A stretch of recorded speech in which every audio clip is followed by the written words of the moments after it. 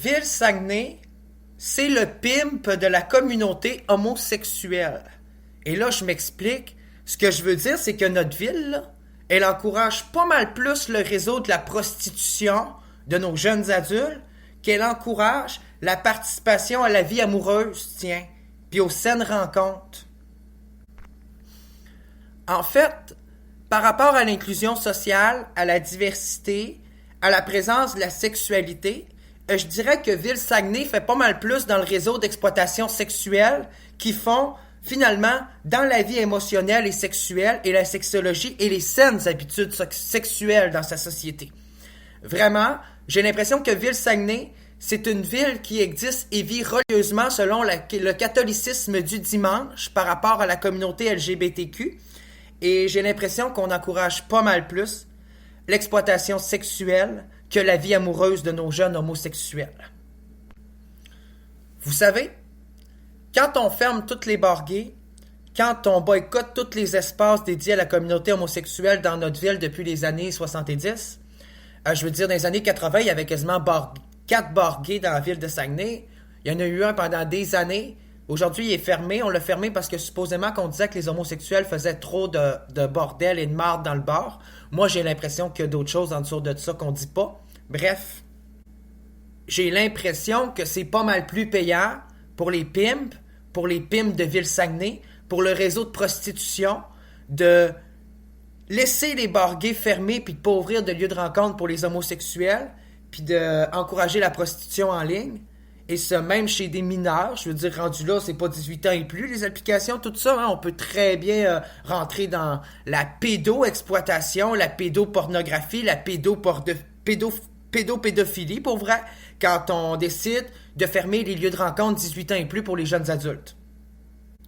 Des lieux de rencontre où on se le cachera pas, là. Les gens buvaient, faisaient des rencontres et avaient parfois, au bout de cette rencontre, des relations sexuelles, tiens. Des lieux de rencontre où on faisait la promotion, la prévention, où il y avait des capotes, du lubrifiant, des condoms, où on faisait des tests de dépistage, on faisait des soirées thématiques, où on entretenait la vie homosexuelle dans un sens. Ben aujourd'hui, faute d'acceptation et d'être capable d'offrir un endroit pour ça à Ville-Saguenay, les moyens et les ressources, et de légaliser ce domaine, qui est les lieux de rencontre homosexuels, ben on a décidé de boycotter la chose puis de faire fermer le seul lieu de rencontre homosexuel qui était un peu fréquentable. Donc on a fermé le Caméléon parce qu'il était envahi de principe par le crime organisé, de gens qui ont été probablement payés pour foutre le bordel dans la place, pour faire fermer la place sur le dos du préjugé homosexuel.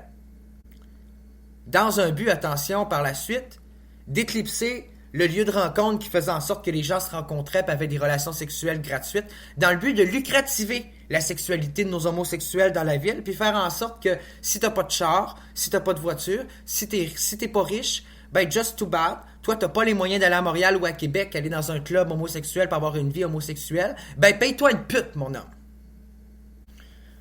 Va sur Internet en tant qu'homosexuel, puis trouve-toi une pute qui va vendre son corps pour de l'argent, pour avoir du sexe facile, puis mets-toi à risque de te judiciariser toi-même, puis d'avoir des problèmes judiciaires, puis d'être criminalisé pour avoir utilisé les services d'une prostituée, pour du racolage. Ben actuellement, à Ville-Saguenay, c'est ça qu'on fait avec la communauté homosexuelle, c'est ça qu'on encourage, c'est ça qu'on fait, c'est de ça qu'on fait la promotion. À Promotion Saguenay, on fait pas mal plus la promotion de l'exploitation sexuelle que de l'amour. Que de l'amour sans aucun préjugé, sur la base et sous aucun principe de distinction, de genrification, d'exclusion sociale, tiens. Il y a plein de bars. Il y en a encore plein des personnes hétérosexuelles dans notre ville, pour les femmes, pour les hommes. Puis là, il faudrait que les homosexuels se mélangent à ces bars-là. Je suis très à l'aise, j'étais allé avec un de mes petits copains, on dansait sans aucune gêne, il n'y a personne qui a passé de commentaires disgracieux sur notre sexualité. Il y a même des filles qui tripaient, qui étaient contentes, puis qu'on voulait qu'on s'embrasse, puis qu'on les french devant eux autres. Je dis pas qu'il y a un problème d'inclusion sociale, là. Ce que je dis, c'est que je suis plus à l'aise dans un bar qui est consacré à la communauté homosexuelle. Dans la vie peu importe où ce que je vais, des fois, il y a des gens intolérants. Ça arrive pas tout le temps, mais ça peut arriver une fois que je tiens la main de mon chum, que je l'embrasse, qu'on se colle, qu'on a des rapprochements, puis que ça heurte certaines personnes, puis que ça entraîne même des principes de violence, de rejet, des insultes. Donc, je dis pas qu'on devrait séparer les hétéros, les lesbiennes, les homosexuels d'un bar, là, non.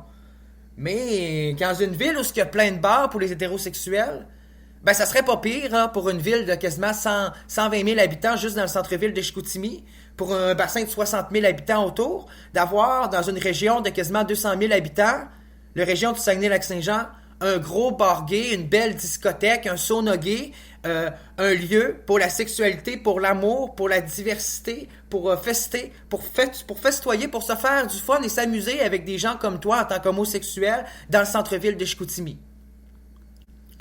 Ça fait des années que je dis que si le pub fonctionne pas, c'est parce qu'il n'y a pas de drapeau gay en avant puis que c'est pas un bar gay. Transformer le pub puis la discothèque en bar gay, ben ça va rouler. Puis il y a autant de monde homosexuel qu'hétérosexuel qui va y aller, sauf que ça va être un bar qui va prôner l'inclusion sociale, par exemple, et dans lequel l'intolérance n'aura pas sa place, sa juste place, sa juste valeur en tout cas, aux yeux des autres. Pas ici. Donc c'est pour ça que moi j'aimerais ça en ouvrir un bar gay. J'ai pas d'argent, j'ai pas d'investisseurs, j'ai rien là.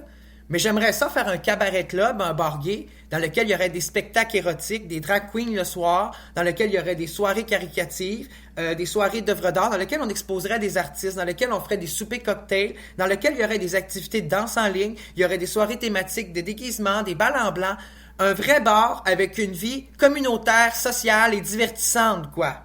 Comme dans les plus grandes villes du Québec. Et partout dans le reste du monde, là. Il y a juste au Saguenay qu'on vit dans une église. Ben moi, je suis plus capable d'entendre les clochers de l'église, là, sans avoir de musique queen, là, puis de pop musique, puis de disco qui joue avec. Puis pouvoir danser en petite bobette, le torse à l'air, en me tortillant partout ces colonnes de son. Ben oui, je suis gay, j'aime ça, c'est mon genre, c'est mon style, c'est ma vie, j'ai le droit de le faire. Mais vous, par exemple, vous n'avez pas vraiment le droit de m'en priver. Pour vrai, c'est inconsidéré.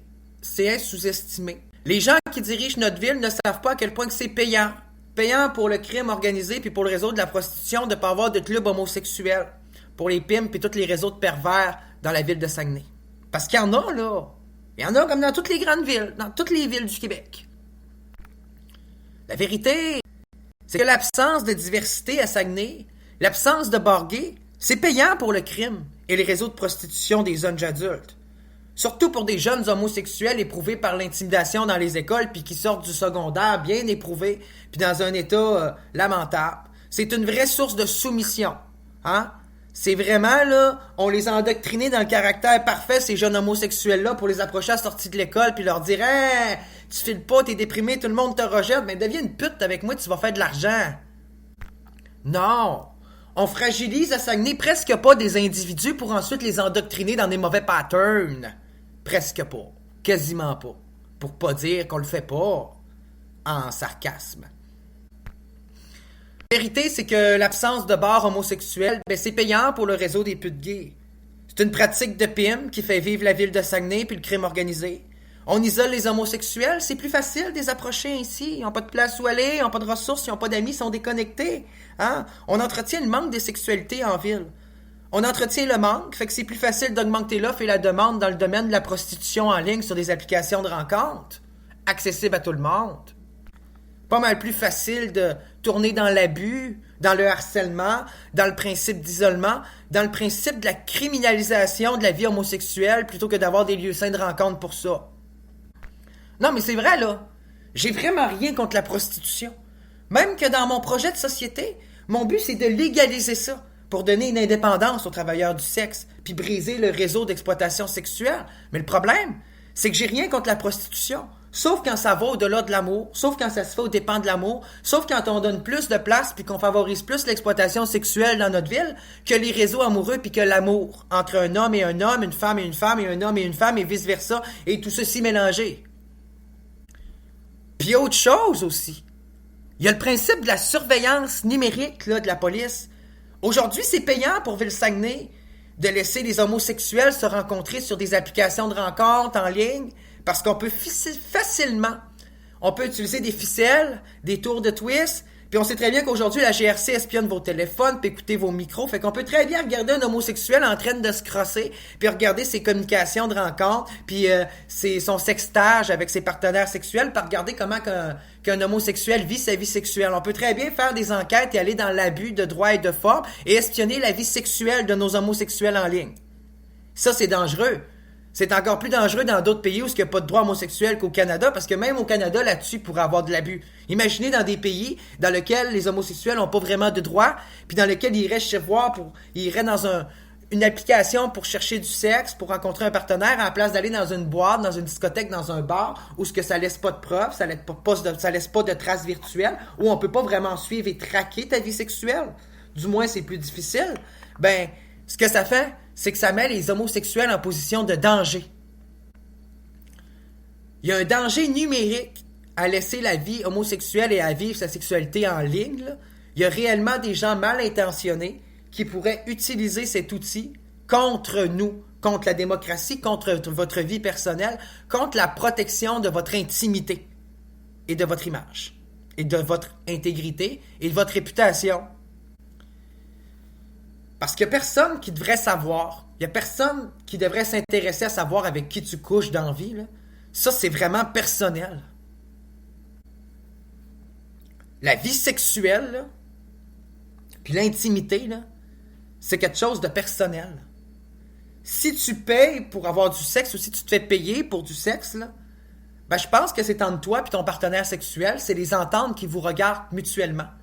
Si vous décidez d'être un couple soumis, dominant, ben, je pense que le principe de soumission et de domination, c'est un contrat qui va entre son partenaire sexuel consentant et un autre, puis que le gouvernement, puis que la justice, puis tout le monde n'a rien à faire là-dedans.